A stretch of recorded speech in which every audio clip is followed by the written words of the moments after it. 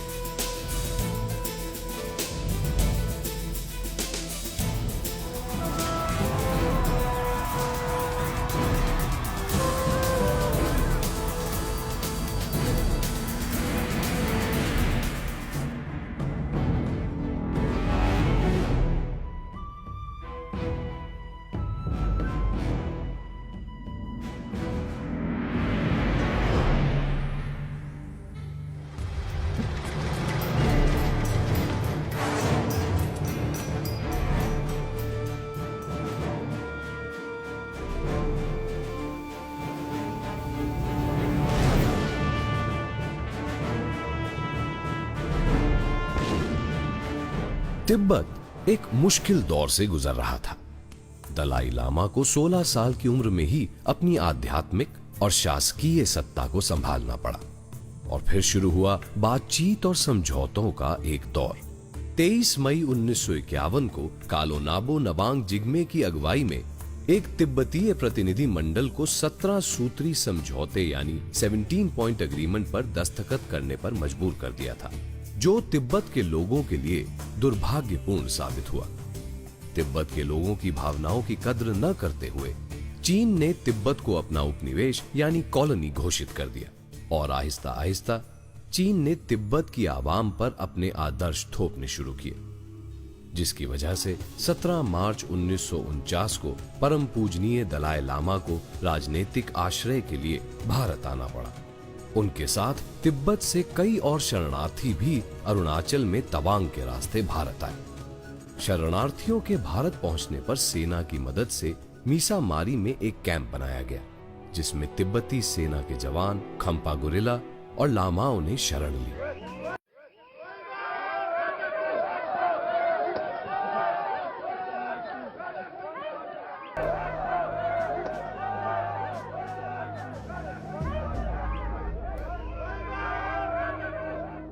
चीन के कब्जे वाले तिब्बत में गुरिल्ला युद्ध शुरू करने के मकसद से 300 खम्पा गुरिल्ला, जिन्हें 4 रिवर्स एंड 6 रेंजेस या चूशी गंग ड्रुक के नाम से जाना जाता है, को चीन अधिकृत तिब्बत में भेजने के लिए चुना गया।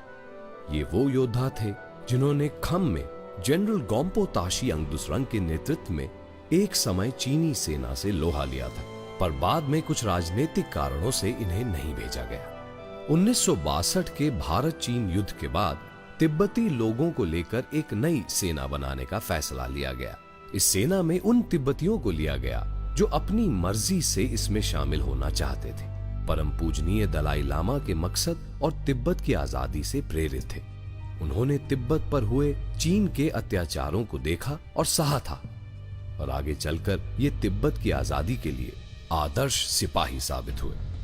ये सिपाही काफी कुशल और पहाड़ों की लड़ाई में काफी निपुण थे।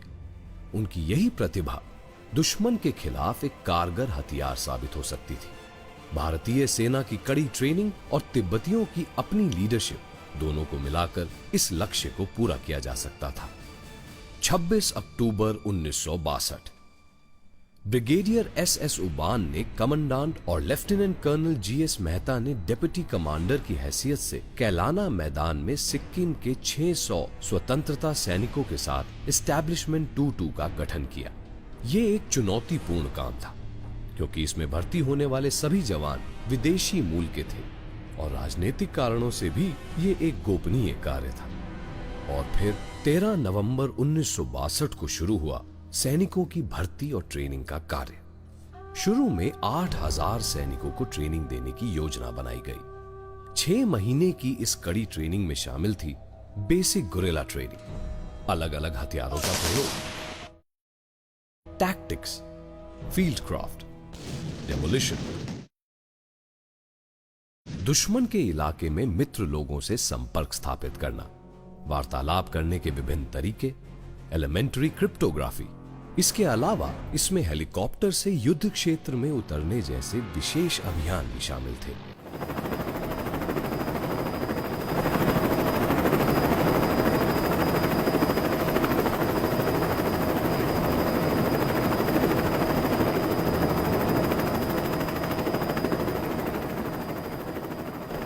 इसके बाद जवानों को आगरा भेजा गया, जहां उन्हें पैरा ग्राउंड ट्रेनिंग दी गई। ये ट्रेनिंग सही एग्जिट और लैंडिंग टेक्निक्स, इमरजेंसी प्रोसीजर्स और पैरा जंप पर आधारित है। अप्रैल 1964 तक सभी 15 कंपनियों को एयरबॉर्न रोल में ट्रेन कर दिया गया।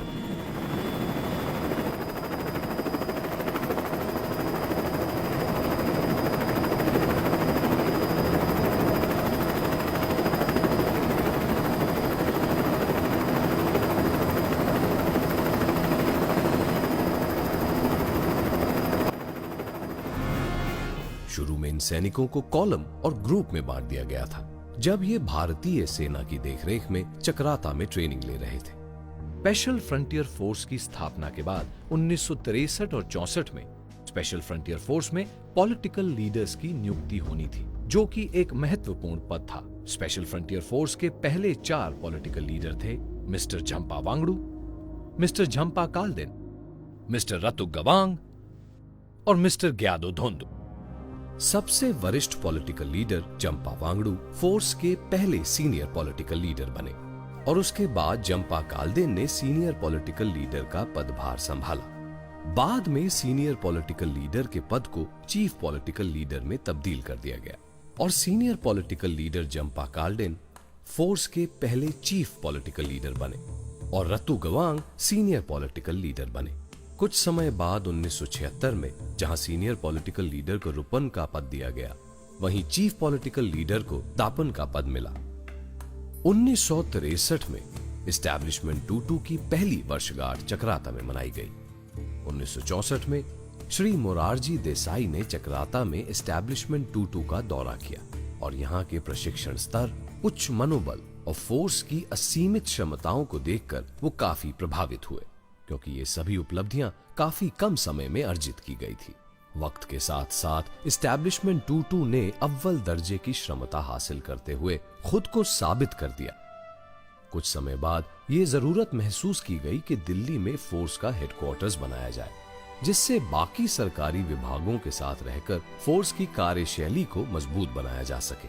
इसी वजह से इंस्पेक्टर जनरल के पद का समावेश करते हुए स्पेशल फ्रंटियर फोर्स का हेडक्वार्टर्स दिल्ली में स्थापित किया गया। Major general SS. सुबान परम विशिष्ट सेवा मेडल, अति विशिष्ट सेवा मेडल ने फोर्स के पहले इंस्पेक्टर जनरल का पदभार संभाला।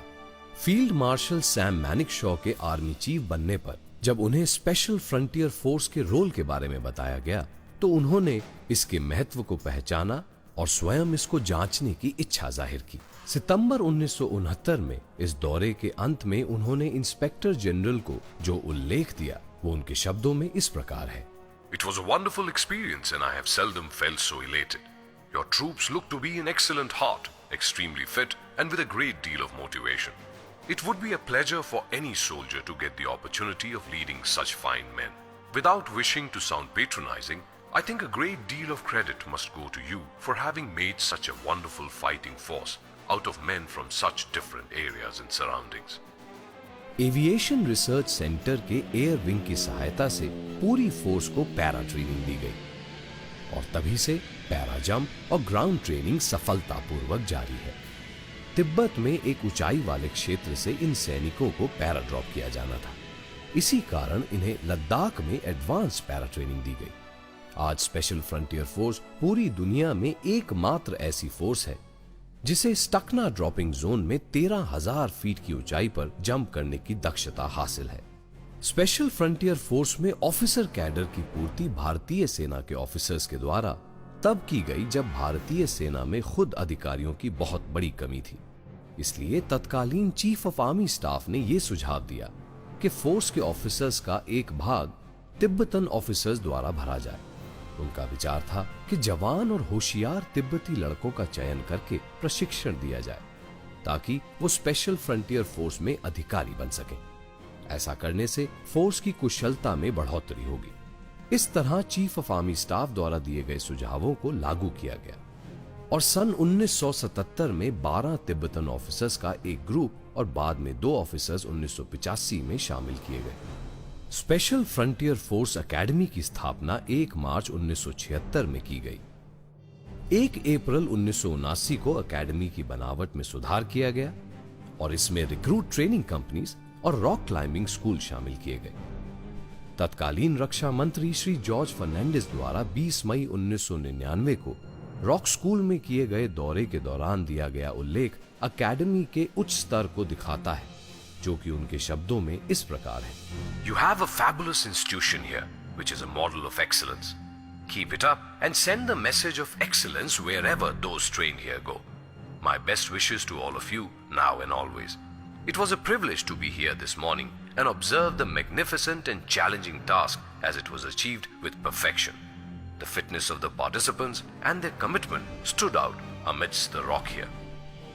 स्पेशल फ्रंटियर फोर्स पूरी तरह से पैराट्रूपर्स फोर्स के रूप में बनाई गई थी। उन सभी जवानों ने जो उच्च स्तर पर प्रेरित थे, सरसावा में फिर special frontier force paratrooper school की स्थापना की, जिसमें कुछ पिंजा जवान जंप मास्टर और पैरा पैकर के रूप में शामिल थे। इस्टेब्लिशमेंट 22 की स्थापना वर्ष 1962 में की गई और अब उसके विभिन्न अंगों और यूनिटों को स्थापित होना था। विक्टर कॉलम की स्थापना नवंबर 1971 में पूरी फोर्स के लिए डिपो ड्यूटीज के लिए की गई। अप्रैल 1976 में स्पेशल फ्रंटियर फोर्स एकेडमी की स्थापना से पहले विक्टर कॉलम ने रिक्रूट ट्रेनिंग सेंटर की तरह भी कार्य किया। विक्टर कॉलम के सैनिकों ने ऑपरेशन ईगल और ऑपरेशन मेघदूत में बढ़ चढ़कर हिस्सा लिया।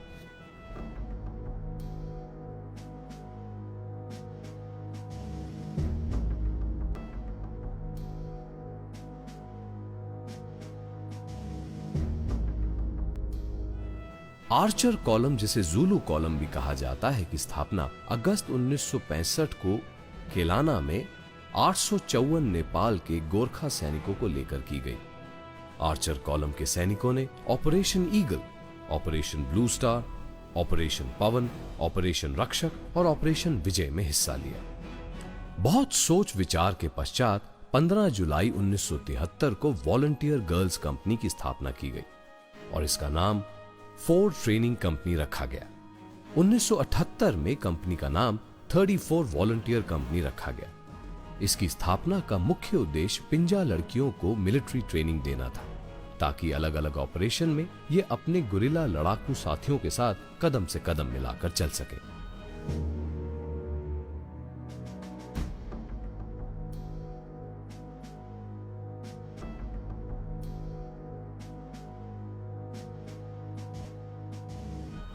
इस्टेब्लिशमेंट 22 की प्रमुख यूनिटों की स्थापना का ब्यौरा इस प्रकार है। 1 विकास 24 अप्रैल 1976 को, 2 विकास 15 जुलाई 1976 को, 3 विकास 2 अप्रैल 1977 को, स्पेशल ग्रुप 1977 में, 5 विकास 3 अक्टूबर 1978 को, 6 विकास 26 जनवरी 1965 को, 7 विकास 15 अक्टूबर 2001 को और 1 आर्चर 22 जनवरी 1999 को रेस की गई। अब तक इस्टेब्लिशमेंट 22 और इसके बहादुर सैनिकों ने सैकड़ों ऑपरेशनल उपलब्धियां हासिल की हैं, जो उनकी वीरता और शौर्य का प्रतीक है। इन बहादुर सैनिकों ने सभी ऑपरेशंस में अपनी हिम्मत का लोहा मनवाया है। स्पेशल फ्रंटियर फोर्स ने देश की कई सीमाओं पर अपना नाम अर्जित किया है। 1998 तक स्पेशल फ्रंटियर फोर्स ने ऑपरेशन मेघदूत में 2 चरण पूरे कर लिए थे। जब से स्पेशल फ्रंटियर फोर्स बनी है, तभी से साहसिक कारनामे इसकी आदत में शुमार रहे हैं। अपने नाम के अनुसार स्पेशल फ्रंटियर फोर्स ने ऐसे कई अभियानों में भाग लिया है, चाहे वो विश्व की सबसे ऊंची चोटी माउंट एवरेस्ट पे चढ़ना हो या गंगा और महाकाली नदी के तेज बहाव को पार करना हो। हमारे जवानों ने इसे पूरी हिम्मत और लगन से पूरा किया है। 1980 का नंदा देवी एक्सपीडिशन और 1992 में भागीरथी और संतो पंथ एक्सपीडिशन इसके गौरवपूर्ण इतिहास के लिए मील का एक पत्थर साबित हुए हैं। 1994 में 1319 किलोमीटर लंबे ट्रांस हिमालयन एक्सपीडिशन को 21 दिनों में पूरा करना अपने आप में एक चुनौतीपूर्ण कार्य था। इस कार्य को निडर सैनिकों ने बड़ी आसानी से पूरा किया। 2001 में डेप्यूटी लीडर जिग्मे नामग्याल शौर्य चक्र ने माउंट एवरेस्ट के ऊपर चढ़कर दूसरों के लिए एक और उदाहरण प्रस्तुत किया। 2003 में फोर्स के न्यूली ट्रेन्ड और एक्सपीरियंस्ड पैराट्रूपर्स ने मिलकर all India air force accurate sky diving championship में पहला तथा दूसरा स्थान हासिल किया। यह सिद्ध करने के लिए कि वे कहीं भी पीछे नहीं हैं, 2005 में 11 वॉलंटियर गर्ल्स को army ladies mount Everest expedition के लिए चुना गया। 2005 में एक महिला और 8 पुरुषों ने माउंट एवरेस्ट पर चढ़कर इसकी गौरवपूर्ण गाथा में और इजाफा किया।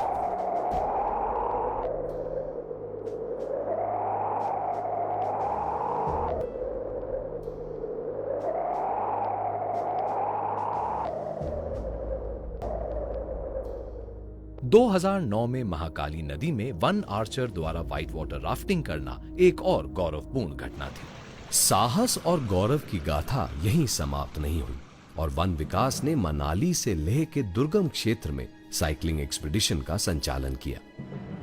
इसके अलावा स्पेशल फ्रंटियर फोर्स ने स्काई डाइविंग, पैराग्लाइडिंग, पैरासेलिंग और व्हाइट वाटर राफ्टिंग में बहादुरी के कई अध्याय लिखे हैं तथा खुद को सर्वोत्तम सिद्ध किया है। अतः आज ये कहना सही होगा कि साहस स्पेशल फ्रंटियर फोर्स की रगों में दौड़ता है। स्पेशल फ्रंटियर फोर्स के गौरवपूर्ण इतिहास और उज्जवल भविष्य का श्रेय उन कर्मठ और कुशल अधिकारियों को जाता है जिन्होंने अपने मार्गदर्शन के द्वारा स्पेशल फ्रंटियर फोर्स को उन्नति के पथ पर अग्रसर किया है।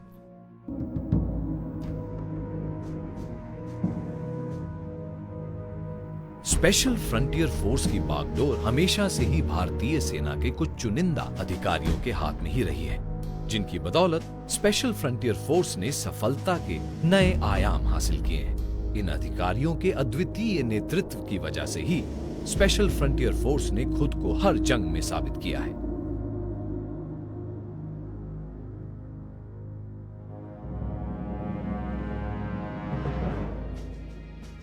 इस स्पेशल फ्रंटियर फोर्स के जन्म से अब तक के लेखे जोखे के साथ ही कहानी का अंत नहीं होता है।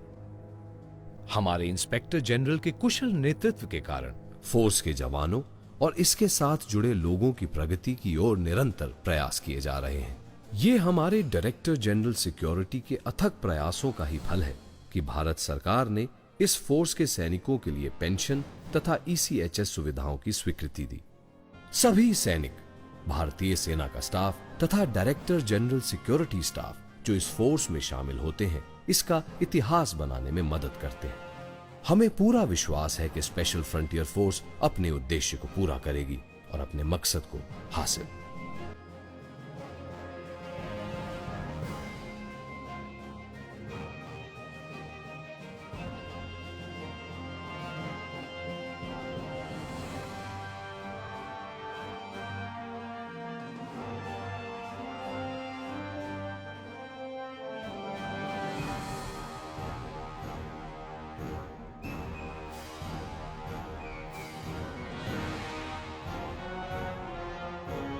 ताशी दिलेक, जय गोरख, जय हिंद।